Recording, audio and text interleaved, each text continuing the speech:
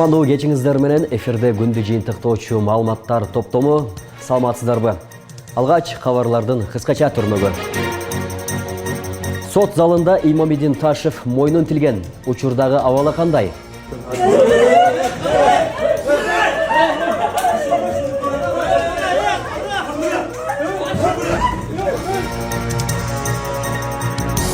Мамлекеттик салык кызматынын төрагасынын орун басары Ислам Кыдыргычев кармалып, бир тобос сурак берип жатат. Жол тармагында тарыхый күн. Өзгөн шаарында айланма жолдун курулушу аяктап, пайдаланууга берилди. Ынтымак партиясындагы ынтымаксыз келишим. Ош шаарында мандат талаш маселеси токтой элек. Мен кара, мыйзамды оку, 102-чи баягы шайлоого барган китеп бар го, 102-чи страницаны ач. 51-чи беренени окуп, 52-чи беренени окутуп туруп, аны Гүлзинага окутуп кой. Кичине мыйзамды түшүнүп, анан кийин мага чалгыла. Эжеке бирок жанагы Бүгүнкү күнү УКМК тарабынан бир топ чиновниктер коррупцияга шектелип кармалды. Арасында министрден тартып райондук жетекчилерге чейин. Алдыдагы жарым саатта кененирээк токтолобуз.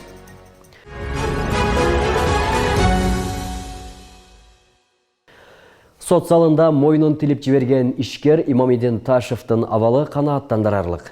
Бул тууралуу Саламаттыкты сактоо министрлиги билдирди. Ал 1-май райондук сотунан клиникалык ооруканага жеткирилген. Дарыгерлердин кароосунан кийин бейтаптын жарааты жеңил экени аныкталды. Кан тамырлары жабыркаган эмес, ага алгачкы жардам көрсөтүлдү. Абалы канааттандырарлык, амбулатордук дарыланууга жөнөтүлдү деп айтылат маалыматта. Буга чейин УКМК Имомидин Ташев убактылуу кармоочу жайында коомчулуктун көңүлүн буруу үчүн ичин кескилегенин билдирген. Анда Ташев кыйноого дуушар болгонун айтып, атайын кызмат анысын төгүндөгөн. Имомидин Ташев бийликте күч менен басып алууга даярдык көрдү деген шек менен 22 апрелде кыргыз-казак чегарасынан мыйзамсыз өткөндөн кийин кармалган. Мамлекеттик салык кызматынын төрагасынын орун басары Ислам Кыдыргычев кармалды. Бул тууралуу укук коргоо органдарындагы ишенимдүү маалымат булак билдирди. Ошондой эле бул иштин алкагында салык кызматынын төрагасы Алтынбек Абдувапов жана анын дагы бир орун басары Бекболот Алиев сурак бергени кошумчаланды. Буга чейин УКМК кызмат абалын кыянаттык менен пайдаланууга шек санап 4 салыкчыны колго түшүргөн. Кечээ УКМК төрагасы Камчыбек Ташиев парламентте салыкчылар коррупциялык схема түзгөнүн айтып, түйүндүн учугу жетекчилерине жетиши ыктымал экенин белгилеген. Кыргыз көмүрдүн түштүк филиалынын экс-директору кызмат абалынан кыянаттык менен пайдаланууга шектелип кармалды. Бул тууралуу УКМКдан билдиришти. Маалыматка ылайык, шектүү компетенттүү органдар менен макулдашпастан мөңгүнү талкалап, Загара 2 кенине жол кура баштаган.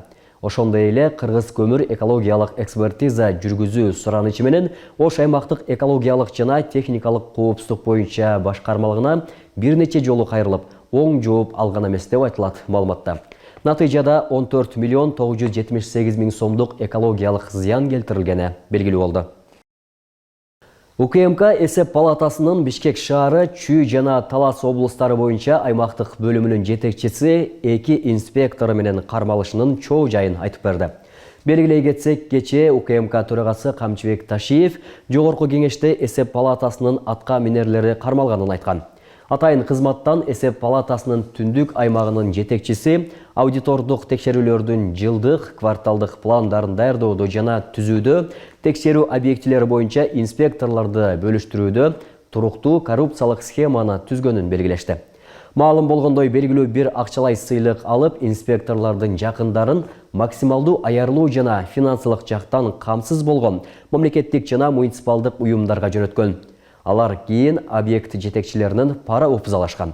Учурда аймактык бөлүмдүн жетекчиси жана 2 инспектор УКМКнын убактылуу кармоочу жайына киргизилгени кошумчаланды. Ош облусунун Кара Суу районунун Датка айыл аймагынын Ачы массивинде мамлекеттик актыларды мыйзамсыз берүү фактысы боюнча козголгон кылмыш ишинин алкагында Кадастр мамлекеттик агенттигинин Кара Суу филиалынын директору кармалды.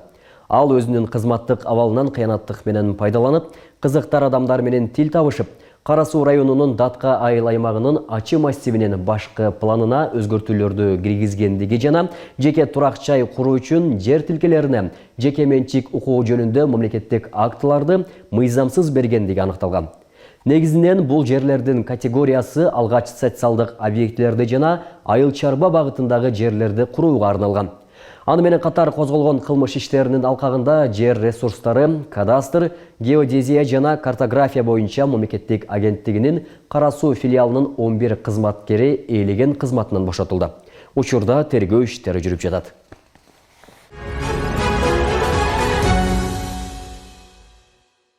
Өзгөн шаарын айланып өтүүчү айланма жолдун курулушу аяктап, бүгүн пайдаланууга берилди.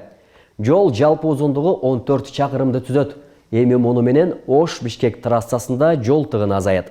Анткени айдоочулар Өзгөн шаарына кирбей эле айланып өтүүгө мүмкүнчүлүк түзүлдү. Жолдун ачылуу аземине президент Садыр Жапаров катышты. Өлкөдө алгачкы жолго акы төлөнө турган Өзгөн шаарын айланып өтүүчү жолдун курулушу аяктап, бүгүн президент Садыр Жапаровдун катышуусунда пайдаланууга берилип жатат. Жолдун жалпы узундугу 14 чакырымды түзүп, 4 тилкелүү болгон. Мындан өткөн ар бир унага 200 сомдон, ал эми оор жүк ташуучу унадан 700 сомдон алынат. Жолдун курулушу 10 ай аралыгында бүткөрүлгөн. Эми бул жол аркылуу Ош-Бишкек каттамынын багыты өзгөрүп, жол тыгыны азаят. Анткени жаңыдан курулган айланма жол аркылуу айдоочулар Өзгөн шаарына кирбей эле өтө алат. Муну менен 1 сааттан ашык убакыт үнөмдөлөт. Буга чейин Ош-Бишкек каттамы Өзгөн шаарын аралап өткөндүктөн жол тыгыны сааттап созулуп, көйгөй жаратып келген. Айдоочулар ушул 28 километрди жалпы орточо эсеп менен 1 сааттан 1,5 саатка чейин убактысын кетирет. Бул жол менен өтсө Өзгөнгө жетпей Бишкек Ош жолдун 620 километрине чыгып кетет. Ошондо 1 сааттан 1 саат 20 мүнөткө чейин убактысын үнөмдөйт да. Ошол экономдогон убактысы, экономдогон жанагы ГСМге кеткен эмесине карап турган ошого жараша тарифтер коюлган. Өзгөн жол аркылуу жалпы 15 миңден 23 миңге чейин транспорт каражаттары өтөт. Эми анын 30% айланма жол аркылуу каттайт. Ал жолдон бир күндө 5 миңден 7 миңге чейин транспорт каражаттарынын өтүүсү болжолдонууда. Ал үчүн атайын төлөм пункттары орнотулган, төлөм системасы накталай төлөм банк картасы аркылуу жүргүзүлөт. Жанагы каражатка байланыштуу тобокелчиликтин баарын биз жеке жак кабыл алды да. Ошон үчүн 49 жылга өттү. Өзүн өзү 12 жылдан 20 жылга чейинки аралыкта актайт. Анан транспорт каражаттары өтпөй койсо, анда ал тобокелчиликтер да бизде да. Көпчүлүк бөлүгү бул жеңил транспорт каражаттары, аларга 200 сом коюлду тариф бир өткөн үчүн. Орточо жүк машина транспорт каражаттарына булар пикаптар жана гигант деп коет го. Ошондойлорго усиктерге 350 сом деп коюлду. Ал эми чоң жүк ташуучу транспорт каражатын 700 сом деп коюлду да. Мындан сырткары Кара-Дарыя жана Жазы дарыяларында узундугу 200 жана 97 метрден турган 2 көпүрө салынган. Айдоочулардын коопсуздугун сактоо иретинде жолдун 2 тарабында 22 чакырым темир тосмолор орнотулган. Долбоордун жалпы суммасы 2,6 миллиард сомду түзөт. Мурунку жолдун шаар аралап өткөн бөлүгүн сыртка алып чыгуу менен Өзгөн шаарында тыгын азайып, шаар ичиндеги каттам жөнгө салынат деген ишеничтебиз. Буюрса, мындан ары жергиликтүү элдин убактысын алып, беймазага салып, ары бери өтүүдө жол кырсыгы сындуу тобокелчиликтер жоюлат деп ойлойм. Биз мындан ары өлкөнүн чоң жолдорундагы ыңгайсыздыктарды четтетүү боюнча ушундай долбоорлорду колго алдык. Ушундай эле ыкма менен бардык каалоочулар башка альтернативдүү акы төлөп турчу жолдорду курууга катыша аласыздар. Долбоор тез жол жоопкерчилиги чектелген коому менен Жаңалмай жоопкерчилиги чектелген коому тарабынан ишке ашырылууда. Өкмөт менен жолду салып жаткан компания 49 жылга келишим түзгөн. Айрыкча мына Өзгөн шаарында тыгындар пайда болуп, себеби ушунчалык чоң оорлук пайда болгон. Бүгүнкү күндө абдан сүйүнүп, бул жолду көп күтүп турдук эле, шүгүр алхамдулилла ачылып атат.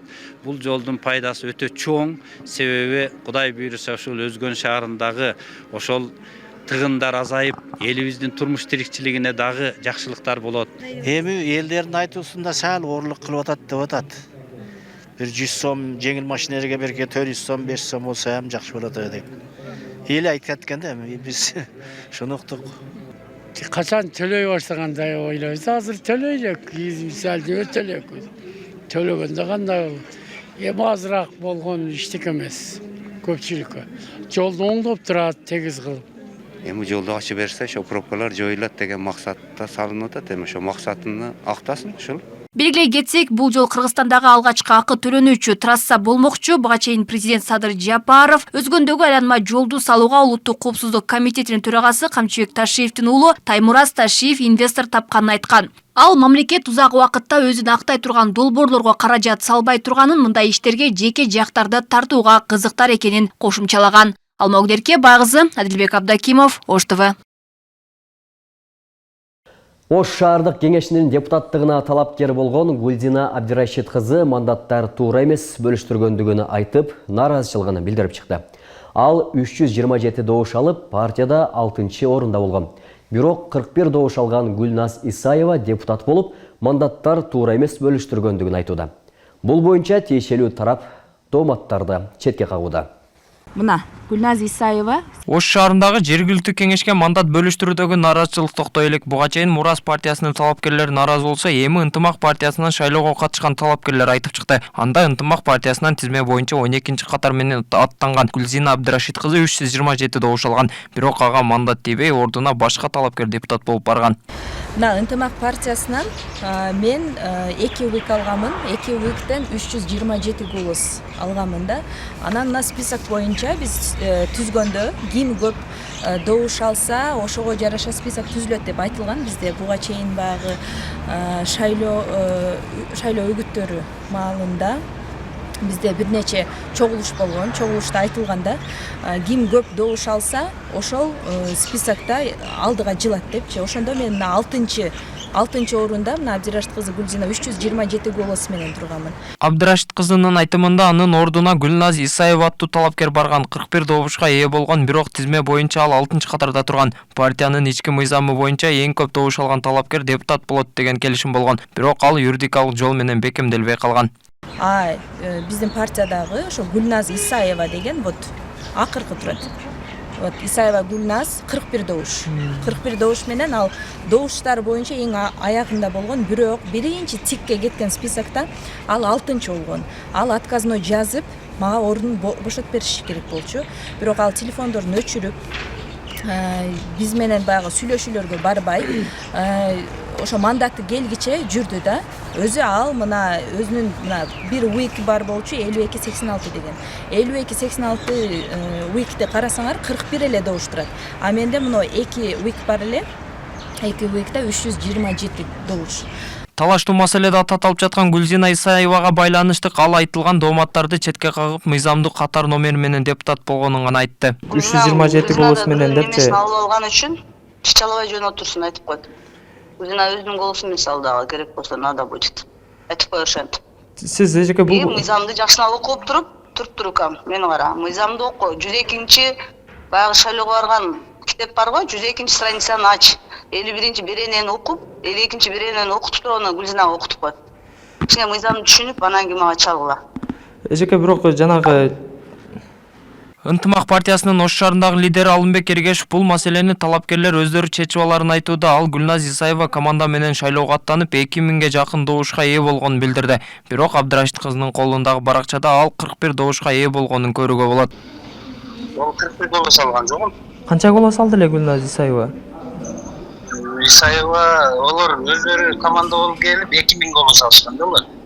Ошо өздөрүнүн немесинен 2 кандидат кирген. Өздөрүнүн шайлоо участкасынанбы? Ооба. Булар общий участок алганда 22 участок алышкан.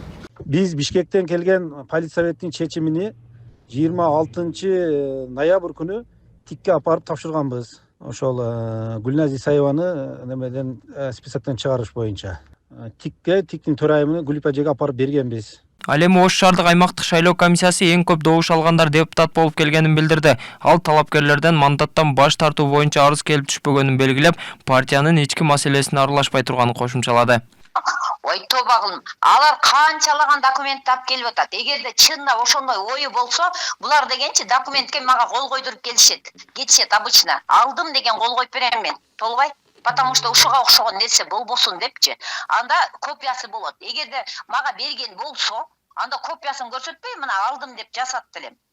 Алган болсом, ошондо деле алган болсом, например, айтып атпайм, мен деген 2 күндө, 3 күндө чечиле турган вопрос эмес, биринчиден, экинчиден. Эгерде алар даже ушул нерсени берген болсо, бул кыз мандатты алгандан кийин булардын кандай немелери бар, жанагы чыгарганга өтөт. Дооматтары бар. Ошолор полный доказать этиш керек да. Партиянын ичиндеги келишим боюнча добуш азал, бирок катар номерде алдыда турган талапкер баш тартуу боюнча арыз жазуусу шарт болчу дешет. Деген менен бул ыкманы партиядагы мырзалар арасында аткарылып, бирок аялдар бирин-бирин түшүнбөй жатыптыр. Мындай жоопту Ынтымак саясий партиясынын лидери Марлен Маматалиев билдирди. Андыктан бул маселени талапкерлер өз ара чечип алыш керек дейт. Мурас партиясында дагы, башка партияларда да аттарын атап эле коеюн, бир топ нерсе ушуна катталды. Биздин ичибизде дагы, Ынтымак партиясында дагы бирден бир талап мындай болчу. Ким көп добуш алса, ошол гана келет депчи. Ким көп добуш алса, ошол гана катталып депутат болот деп. Тилекке каршы эркектердин арасында баары жакшы болду, бирок айымдардын арасында бир аз акыйкаттык орнобой калды. Биз ошол жерден түздөй албай койдук.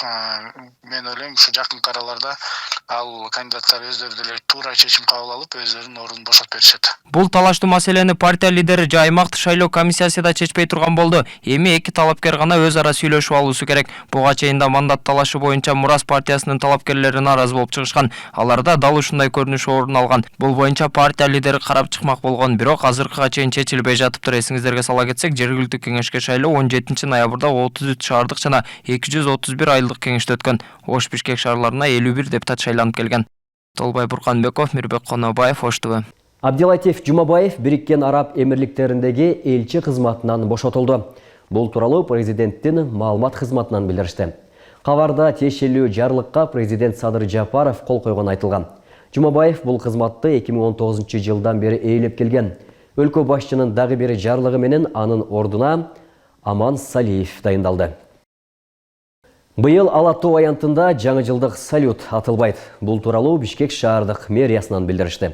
Буга чейин жаратылыш ресурстары, экология жана техникалык көзөмөл министрлиги кыргызстандыктарды жаңы жылдык салюттарды аттырбоого, пиротехникалык каражаттарды колдонбоого чакырган. Салют аттырганда зыяндуу заттар бөлүнүп, аба булганат. Мындан тышкары колдонулган салюттардан ири көлөмдө таштанды чыгып, көп акча коромжу болот деп жазылган маалыматта. Министрлик майрамдык иш-чараларды салют аттырып, экологияны булгабай эле диоддук жарык, голограммалар менен майрамдык атмосфера түссө болоорун белгиледи.